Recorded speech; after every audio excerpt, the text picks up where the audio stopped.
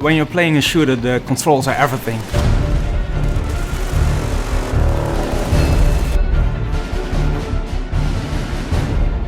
When we started working on Killzone 3, we first read through all the forums and the reviews to see what people liked about Killzone 2 and what they thought could be improved. The controls of Killzone 2 were a point that really divided the fans. Some of them really liked the heavy feel of the weapon, it made it unique and made it different, but others felt it made the game too inaccurate and also a little bit sluggish. The way that your gun moves, the way that your head bobs around, the way that your body shudders when you're sprinting, it's those animations that give the sense of weight and immersion to the game. And we decided that whatever kind of changes we're going to make to the controls, we're not going to change that feeling of immersion. That became a challenging design task, not only keeping the heavy feel of the game, but also making it much more responsive. And I think in Killzone 3 we actually achieved exactly the right balance.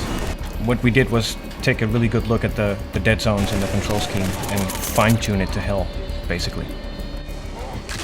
We came up with a system that we call brutal melee. We wanted to raise first-person melee to a whole new level. We wanted something really brutal, something right in your face, very up close and personal. So the new system will allow you to do all these painfully unfriendly things to enemy characters, like stabbing them in the eye, slicing their throat, bashing their heads against pillars. Very, very gratifying. You can use the melee system also with the environment, so you can bash somebody's head against the wall or kick them into cover, and when they're still dazed from the move you just performed, you can pull out your knife and stab them to death.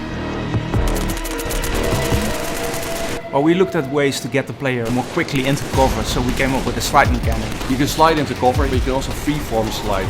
So in some cases, if the tactic is right, you can slide underneath enemy fire, turn around and shoot them in the side or shoot them in the back. Well, at the end of the day, Killzone 3 is a shooter, and a shooter isn't a shooter without some very heavy weapons that you can carry around. So for Killzone 3 we added a third weapon slot, and in this slot you can carry the most heavy weapons. The first Killzone had these really massive gyro-stabilized weapons, and that's something that we brought back for Killzone 3. So now we're giving the player a giant minigun that he can carry around, as well as the Wasp rocket launcher, which is a multi-rocket anti-vehicle weapon. What I'm most proud of for Killzone 3 is how all these new mechanics come together and work together really well.